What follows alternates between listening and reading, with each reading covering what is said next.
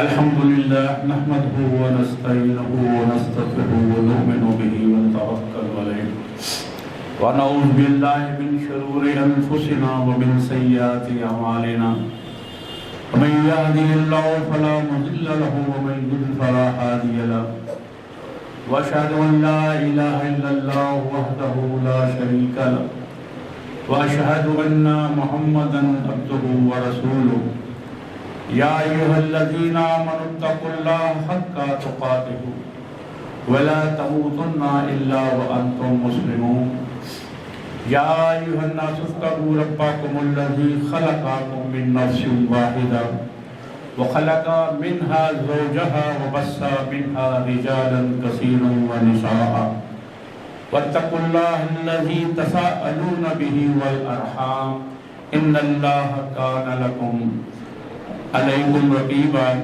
يا ايها الذين امنوا اتقوا الله وقولوا قولا سديدا يصلح لكم اعمالكم ويغفر لكم ذنوبكم ومن يطع الله ورسوله فقد فاز فوزا عظيما وقال النبي صلى الله عليه واله وسلم النکاح من سنتی وقال فمن رغب عن سنتی فلیس منی صدق اللہ العظیم رب اشرح لي صدری ویسر لي امری واحلل عقدۃ من لسانی یفقهوا قولی ان اللہ وملائکتہ یصلون علی النبی یا ایھا الذین آمنوا صلوا علیہ وسلموا تسلیما اللهم صل علی محمد وعلی آل محمد كما صليت على ابراہیم وعلى آل ابراہیم انك حمید مجید اللهم بارک علی محمد وعلى آل محمد كما بارکت علی ابراہیم وعلى آل ابراہیم انك حمید مجید۔ تمام تعریفیں رب کائنات کے لیے جو ہم سب کا خالق، مالک اور منعم ہے۔ اگر ساری روئے زمین کے درخت قلم بن جائیں اور سارے سمندر اور دریا سیاہی بن جائے تو میرے رب کی تعریف لکھی نہیں جا سکتی، اور رب کے محبوب صلی اللہ علیہ وسلم کی اور کروڑوں درود و سلام آپ صلی اللہ علیہ وسلم کی ذات مبارکہ پر جو وجہ کائنات ہیں، خاتم النبیین ہیں اور سید المرسلین ہیں۔ آج جو میرا موضوع ہے وہ ہے نکاح رسولوں کی سنت۔ یہ ایسی سنت ہے جو آدم علیہ السلام سے لے کر آپ صلی اللہ علیہ وسلم کی ذات مبارکہ تک تب کی سنت نہیں ہے۔ حضرت ابو ایوب انصاری رضی اللہ تعالی عنہ روایت کرتے ہیں کہ آپ سے فرمایا کہ تمام نبیوں کی 4 سنتیں،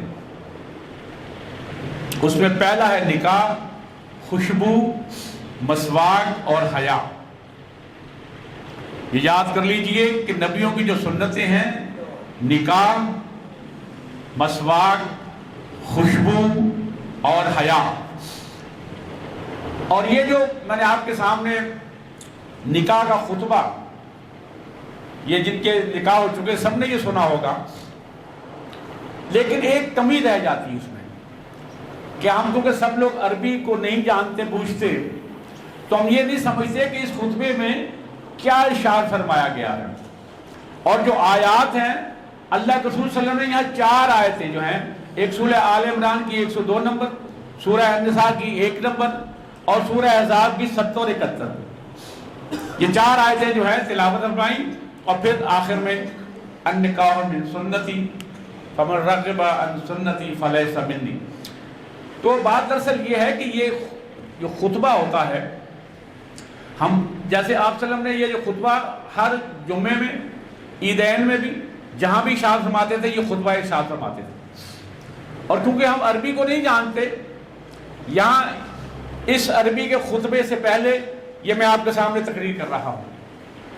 اس تقریر کی ضرورت نہیں ہے اگر ہمیں سب کو عربی آتی ہو تو وہ جو خطبہ مولانا صاحب نے پڑھنا ہے وہ کافی ہوتا ہے، لیکن اگر ہمیں عربی نہیں آتی ہوتی تو میں نے اس لیے آج اس جو ہے جو نکاح کا جو ہے خطبہ وہ آپ کے سامنے اس لیے رکھا کہ ہمیں معلوم تو پڑ جائے کہ اللہ کے رسول صلی اللہ علیہ وسلم نے جو خطبہ ارشاد فرمایا اس کے معنی کیا ہے.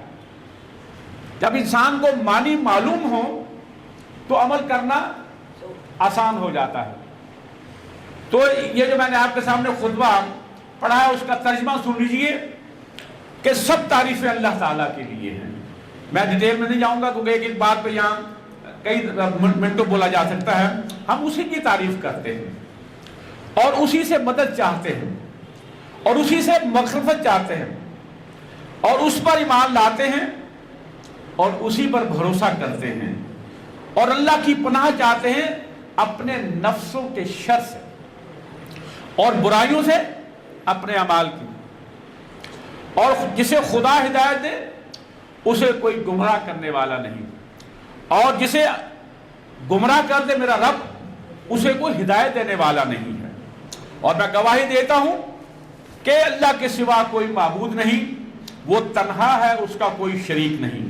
اور میں گواہی دیتا ہوں کہ محمد صلی اللہ علیہ وسلم اس کے بندے اور رسول ہیں.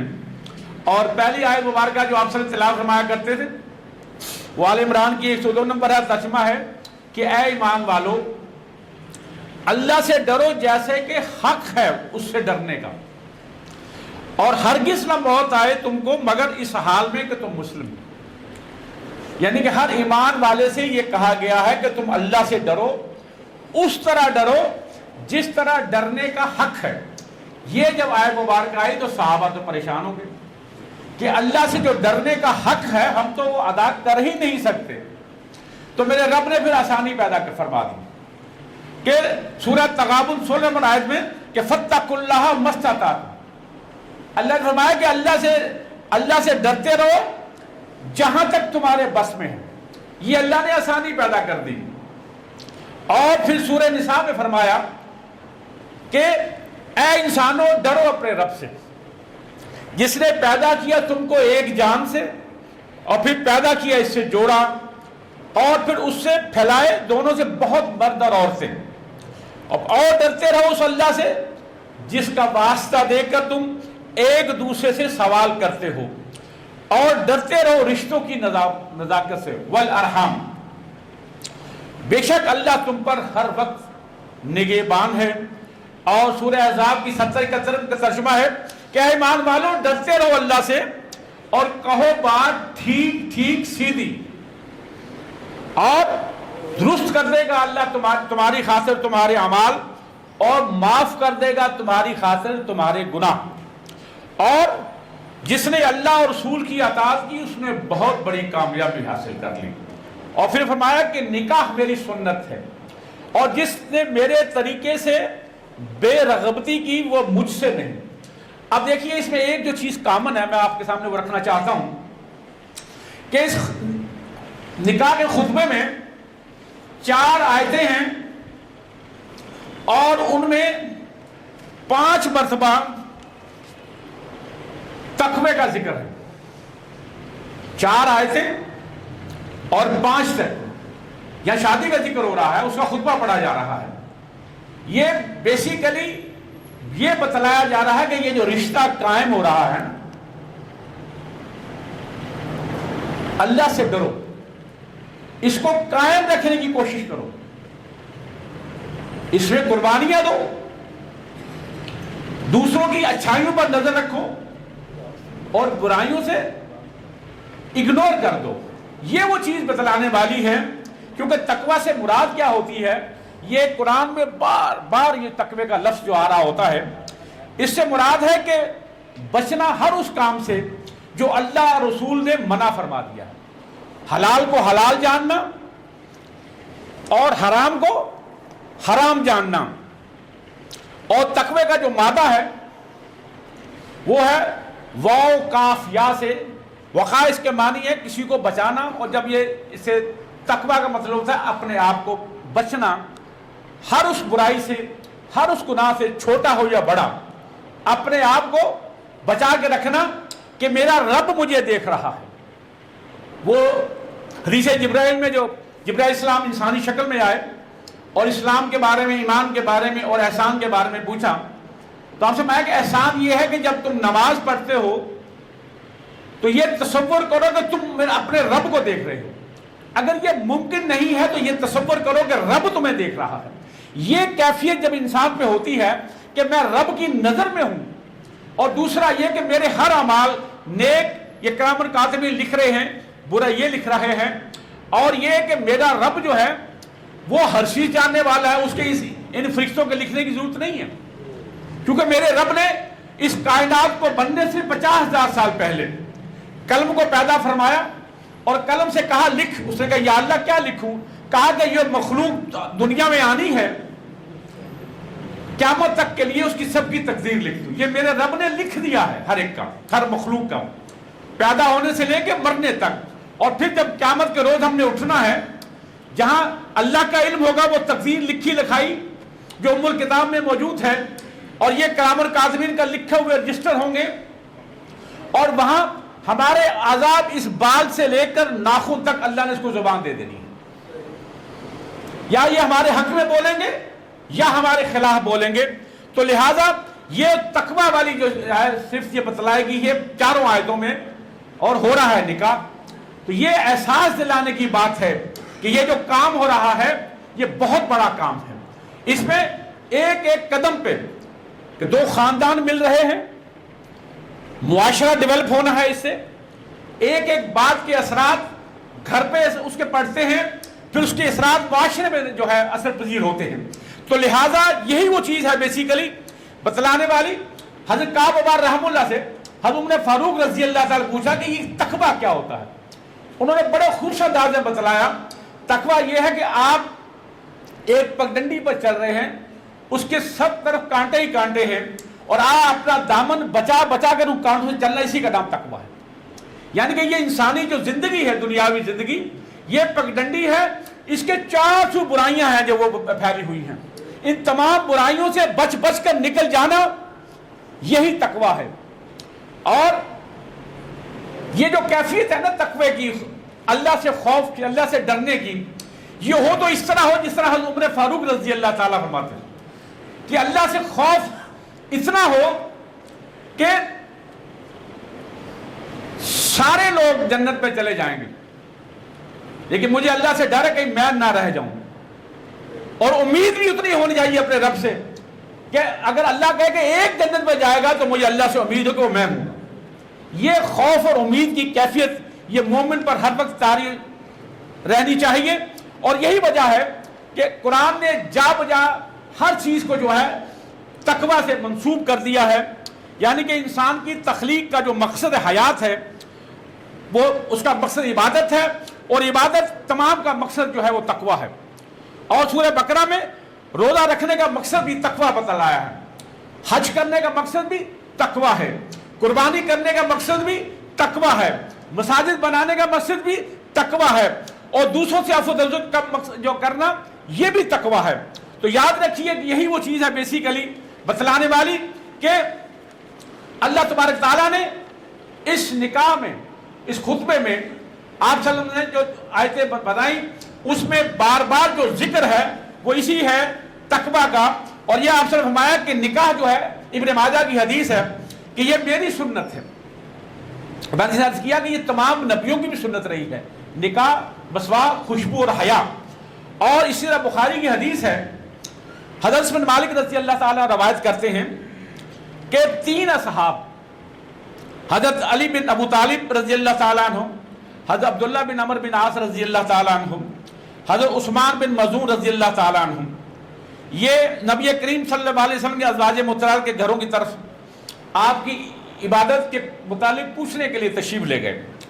اور جب انہیں حضور اکرم صلی اللہ علیہ وسلم کا عمل بتایا تو انہوں نے اسے کم سمجھا اور یہ جانا کہ وہ اللہ کے نبی ہیں.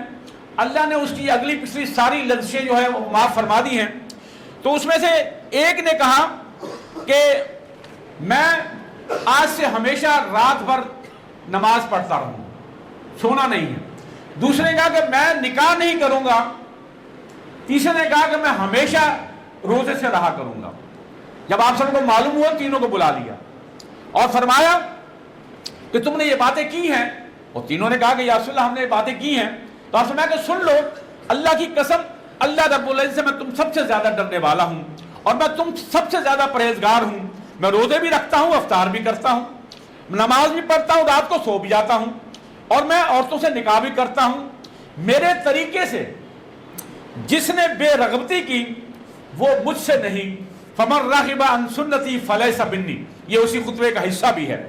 اور یاد رکھیے یہی وہ چیز ہے بیسیکلی کہ ترمذی حدیث ہے، یعنی کہ اس قرآن و حدیث میں جو اللہ تبارک تعالیٰ نے آپ صلی اللہ علیہ وسلم کے ذریعے ہمیں نکاح کی جو ہے اہمیت بتلائی ہے، کہ ترمذی کی حدیث ہے، حضرت ابو ہریرہ رضی اللہ تعالیٰ عنہ روایت ہے، وہ بیان کرتے ہیں کہ رسول اللہ صلی اللہ علیہ وسلم فرمایا جب تمہارے پاس کوئی ایسا نکاح کا پیغام آئے جس کا دین اور اخلاق تم پسند کرتے ہو تو اس سے نکاح کر دو، اگر تم ایسا نہ کرو گے، یہ بڑی غور طلب بات ہے، تو زمین میں فتنہ اور بہت بڑا فساد ہوگا۔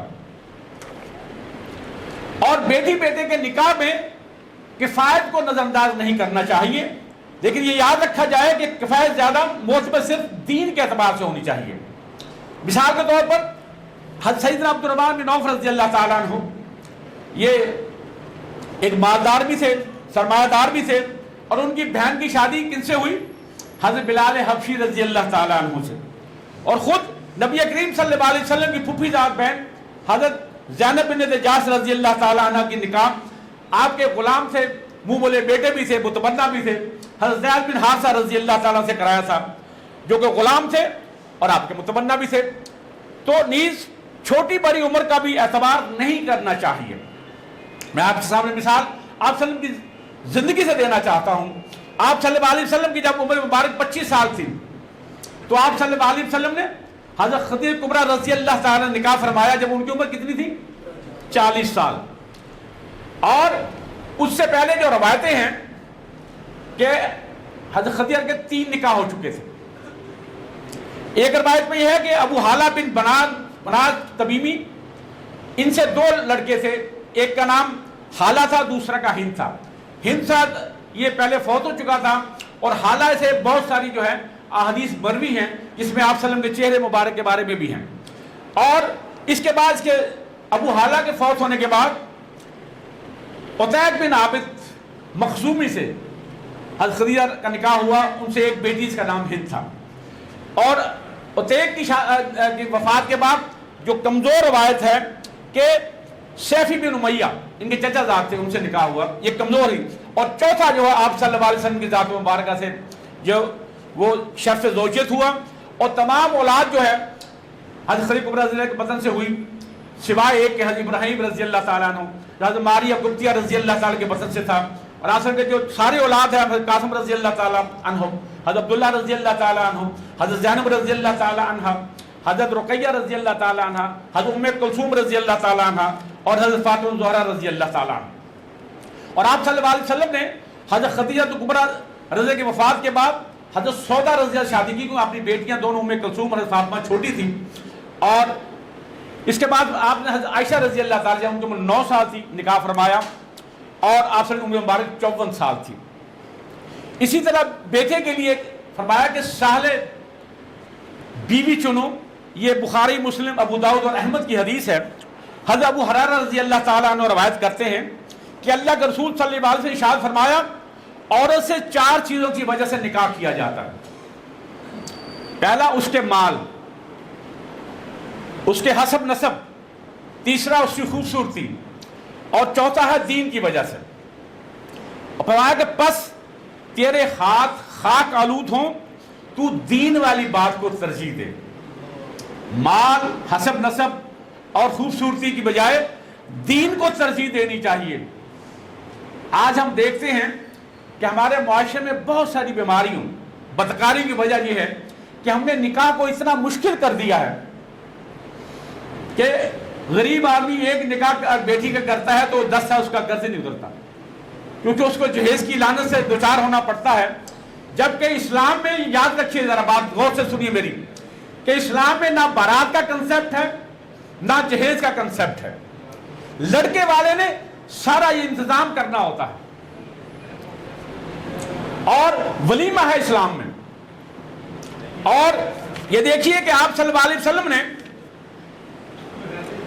جب حضرت فاطمہ رضی اللہ تعالیٰ عنہ، حضرت علی کرم اللہ والی کا نکاح اللہ تبارک تعالیٰ نے بیعت موعود پر فرما دیا تھا، اور آپ سے فرمایا کہ اس عقد نکاح کی تجدید کر کے گواہان کے سامنے ایجاب و قبول کرواؤ۔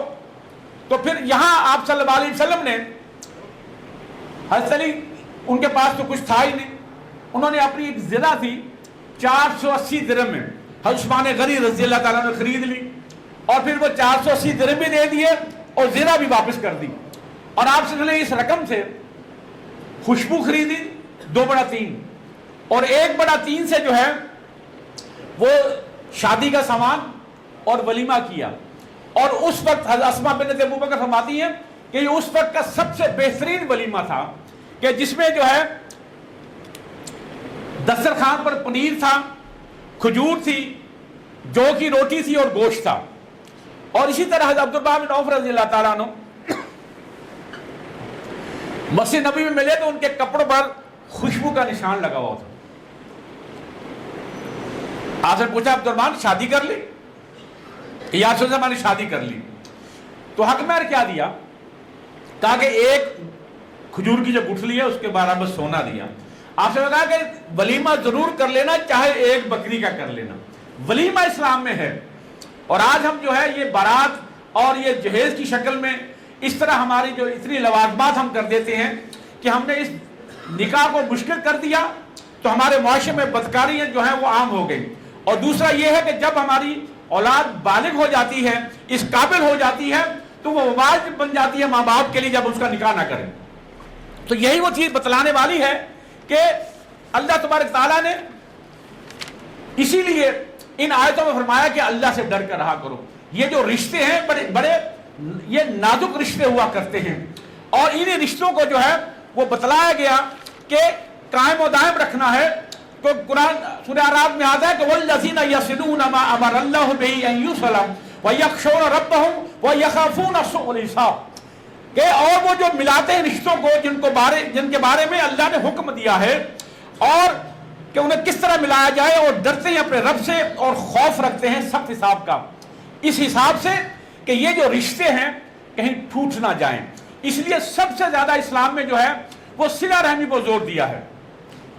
صلہ رحمی دیکھیے یہ وہ عمل ہے کہ جس میں وہاں پہ قرآن کہتا ہے کہ ان اللہ یامر بالعدل والاحسان وایتاء ذی القربى وینہی عن الفحشاء والمنکر والبغی یعظکم لعلکم تذکرون۔ اللہ حکم دیتا ہے عدل کا، احسان کا اور صلہ رحمی کا، اور منع کرتا ہے فحاشی سے، بدی سے اور ظلم و زیادتی سے۔ یہ تمہیں اس لیے نصیحت کی تاکہ تم سبق حاصل کرو۔ یہ جو ہے صلہ رحمی، اور یاد رکھیے یہ وہ عمل ہے، نماز، روزہ، حج، زکوٰۃ سے بھی یہ ممکن نہیں ہے۔ اللہ کے رسول فرمایا، حضرت عبداللہ بن عمر رضی اللہ تعالیٰ روایت کرتے ہیں کہ جو اللہ سے ڈرتا ہے اور صلہ رحمی کرتا ہے، اللہ اس کی عمر بڑھاتے ہیں، اس کا رزق بڑھاتے ہیں، اس کی عزت بڑھاتے ہیں۔ اور قرآن پاک کی ایک آیت ہے کہ یمحو اللہ ما یشاء ویثبت وعندہ ام الکتاب، اللہ جسے چاہے محو کر دے، جسے چاہے مٹا دے، اور جسے چاہے قائم رکھے، جو ام الکتاب میں لکھ رکھا ہے اللہ تبارک تعالیٰ نے۔ اور اس کی جو تفسیر ہے حضرت ضحاک مدام رحم اللہ نے فرمائی ہے کہ اس کی تفسیر یہ ہے کہ جو آدمی صلہ رحمی کرتا ہے اس کی عمر 3 دن رہ جاتی ہے، میرا رب اس کی عمر 30 سال کر دیتے ہیں، اور جو قطع رحمی کرنے والا ہے اس کی عمر 30 سال ہوتی ہے، اللہ 3 دن کر دیتے ہیں۔ اور حضرت جبیر بن مطعم رضی اللہ تعالیٰ روایت کرتے ہیں، آپ سے فرمایا کہ جو قطع رحمی کرنے والا ہے اسے جو ہے وہ جنت کی خوشبو بھی نہیں پائے گا۔ اور یہی وہ چیز ہے بتلانے والی کہ ان رشتوں کو قائم رکھیے، یہ بڑے نازک ہوتے ہیں، بڑے آبگینے ہوتے ہیں، اور پھر اس کا جو اجر و ثواب ہے وہ بھی دیکھ لیجئے کہ سب سے زیادہ اجر و ثواب اسی رشتوں کو قائم و دائم رکھنے کے لیے ہے۔ حضرت عبداللہ بن سلام رضی اللہ روایت کرتے ہیں، آپ سے فرمایا کہ سلام کو عام کرو، غریبوں کو کھانا کھلاؤ اور رشتہ داریوں کو ملاؤ، اور جب رات کو لوگ سو جائیں تو نماز تہجد ادا کرو، اللہ تمہیں بڑی آسانی کے ساتھ جنت میں داخل فرما دے گا۔ اس سے یہ ثابت ہوا کہ رشتے کے لیے ان 4 چیزوں کو دیکھا جائے کہ جو ہے مال، نسب، حسن اور دین کو پرائرٹی دینی چاہیے، کیونکہ حسب نسب کو ترجیح دینا تو جاہلیت کا وتیرہ ہے، کیونکہ اللہ کے رسول صلی اللہ علیہ وسلم فرمایا کہ 3 کام جاہلیت کے ہیں، ایک حسب پر فخر کرنا، اور نسب پر تان کرنا، اور نوحہ کرنا۔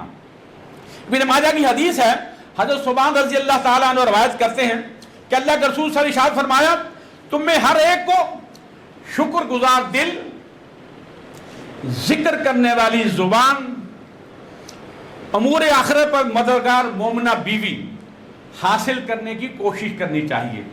یعنی کہ دل شکر گزار بنانا چاہیے اپنا، اور اپنی زبان کو ہر وقت اللہ کی حمد و ثنا سے اور اللہ کے رسول صلی اللہ علیہ وسلم درود و سلام سے تر رکھنی چاہیے، اور امور آخرت میں ایسی مددگار مومنہ بیوی جو ہے آپ کو حاصل کرنے کی کوشش کرنی چاہیے.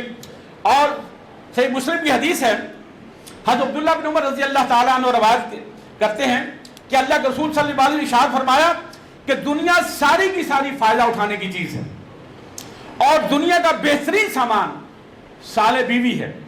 اور سنن نسائی کی حدیث ہے کہ حضرت ابو ہریرہ رضی اللہ تعالیٰ عنہ روایت کرتے ہیں کہ رسول صلی اللہ علیہ وسلم سے دریافت کیا گیا کہ کون سی عورت بیوی سب سے بہتر ہے، تو آپ صلی اللہ علیہ وسلم فرمایا ایسی عورت کہ جب اس کا شوہر اس کی طرف دیکھے تو وہ اسے خوش کر دے، اور جب وہ کسی کام کا حکم دے تو وہ اس کی اطاعت کرے، اس کے جان و مال کی حفاظت کرے، اور اس کا شوہر جس چیز کو ناپسند کرتا ہو اس کی مخالفت نہ کرے. اور ابن ماجہ کی حدیث ہے کہ رسول اللہ صلی اللہ علیہ وسلم فرمایا کہ کنواری لڑکیوں سے شادی کرو کیونکہ وہ شیریں زباں ہوتی ہیں اور ان سے اولاد زیادہ ہوتی ہے، اور یہی وہ چیز ہے بیسیکلی، اور وہ قلیل عطیے پر خوش ہو جاتی ہیں.